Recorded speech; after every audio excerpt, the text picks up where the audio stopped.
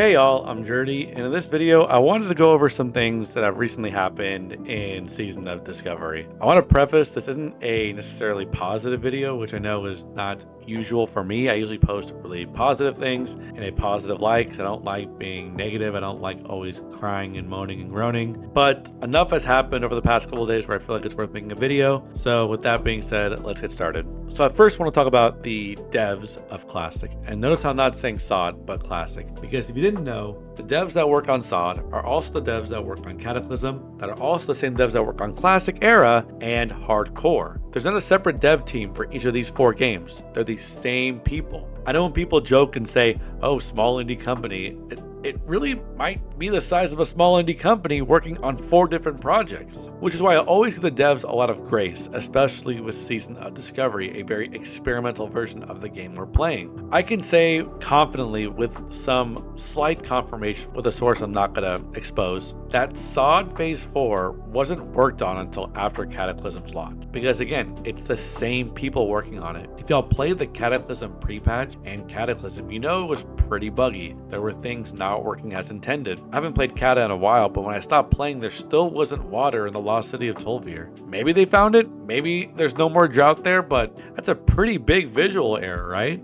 Again, I give the devs some grace though, because I know they're stretched thin and I know they don't have a lot of time to get a lot of stuff done. I'm also pretty sure that with Cataclysm, devs were also borrowed to help make the Mists of Pandaria remix that came out. So again, I'm not mad at the devs, more so I am at the company of Blizzard as a whole when stuff like that happens. I communicate a lot with Zyrene and Agrand, and I'll tweet at them and sometimes they don't reply back.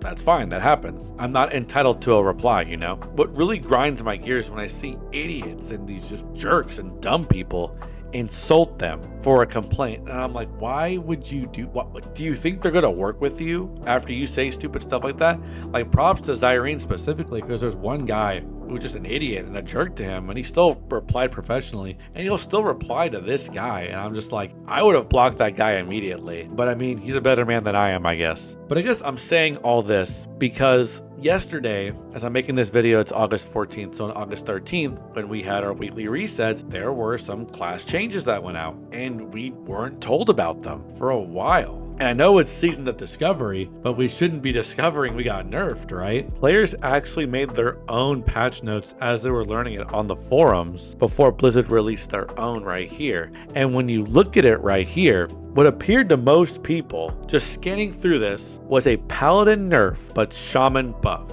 And they went out of their way to write developers notes for why they buffed Shaman, but didn't bother to tell us why they nerfed Holy Paladin. And in my opinion, it's more important to explain the nerfs than it is to explain the buff, especially when it's faction-specific classes. And this only kind of shifts the balance more towards Horde, because we had a little bit of an advantage with healing, but now it's just not as prevalent with this Holy Paladin nerf, because this is a pretty big nerf putting Divine Light on an 8-second cooldown. So I really have 2 complaints with this. I don't think it's hard to put out patch notes when you know what you're changing. These changes went live. You knew what you were changing. Why couldn't we get this immediately? And maybe y'all are being borrowed for the War Within, which I wouldn't doubt. But stuff like this is pretty important, and we shouldn't have to find out on our own and make our own patch notes for this. I know for a fact that devs watch my videos. Agrand commented on one of mine a few videos back. And again, I'm very respectful and I appreciate all they do because I love SOD. But something like this really shouldn't happen, and it really frustrated me. And the changes that happened also really frustrated me too. To dive more into this topic of faction imbalance, it overall just really looks like Horde just have a PvP and PvE favor now. They're just overall the better faction. The only buff I see for Alliance really is that Paladin tanks are just the best AoE tanks. Go us, you know?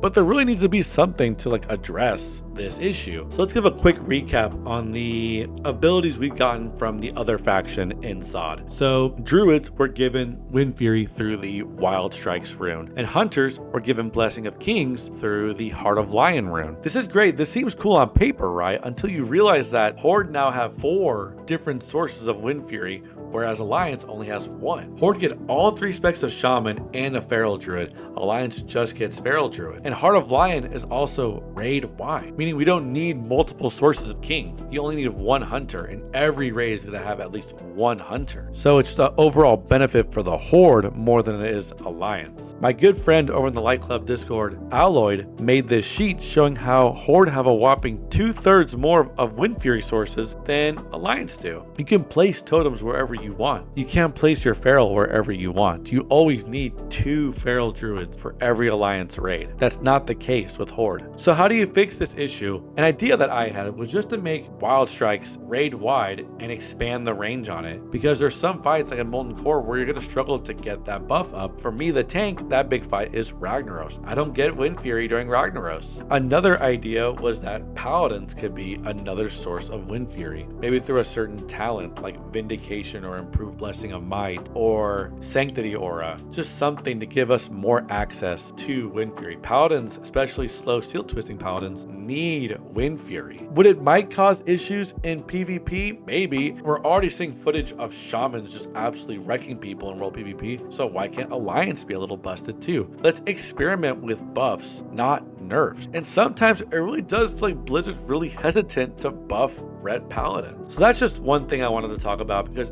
it was frustrating not only to see no patch notes until later on in the day, but also see what the patch notes were. The next thing I wanted to talk about was a recent change that actually happened today as I'm recording this to Warcraft Logs in regarding Molten Core, mainly being that majority of the ads on boss fights do not count anymore, except for Major Domo and Sulfuron. And for a lot of these fights, I think that's honestly good, because for like Lucifron, Magmadar, or Golemag, you're pretty much just padding the meters and not really killing the boss. But the biggest issue a lot of people had was with Gar and Gehennis, because yes, you can just burn through the boss, sort of, at the expense of your ad tank, through rolling CDs to the exact precise moment. But it's very, very, very risky and not the intended fight. And I know this is the vanilla client and this is classic, right? But with these newer mechanics, it really does feel kind of lame that we're going to be punished for doing the intended strats. I really enjoy killing the ads on Gehennis and killing 3 of the ads on Gar. It rewards you by taking less damage on your tanks. Burning through it is not intended for Gar. 100% not. Your tank gets 1 shot.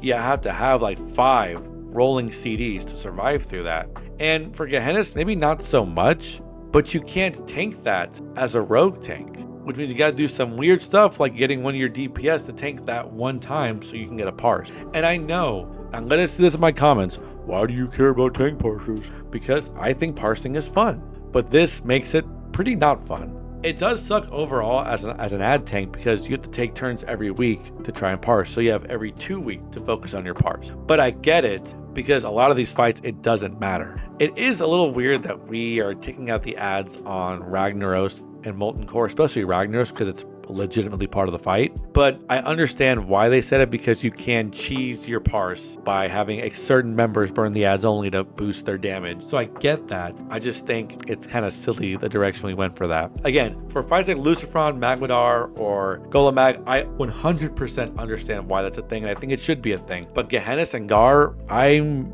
pretty disappointed to see that. I honestly just think, as I was talking to people in the Warcraft Logs Discord, that you should just invalidate or take out Gar from the Warcraft Logs then, just because it's so finicky and so discrepant, I guess, on is this a Zerg fight or ad fight. And the reality is you're supposed to kill 3 out of the 4 ads, because it makes the fight a lot easier. You don't get 1 shot when more ads are down, but you're not supposed to kill all of them, because then you all die. Because you can burn Gehennis down pretty fast, but Gar is like a bit of a different story. Again, it's possible, it's just I don't agree with that being the main focus strat. I'd be interested to know what y'all's thoughts are down in the comments below. Again, I'm not the most negative person. If you watch my videos, know I try to be super positive, but I did just want to express some frustration and maybe see if a dev ends up watching this and maybe consider some of this faction imbalance, or at least, give us some more explanations on why you're going to nerf things. Because again, it just looks so silly when you nerf paladins but buff shamans, and then also explain why you buff the shaman but didn't explain why you nerf the paladin. But I promise you my next video will be a lot more positive because I want to show off the 6-piece for prot because it is actually insane and really fun to play with. So you'll see that in a future video. As always, y'all, thanks for stopping by. Thanks for saying hi. Leave your comments down below. Let me know what you think about all this stuff. Follow me on twitch.tv/turdyjd. And as always, I'll see you on the next video.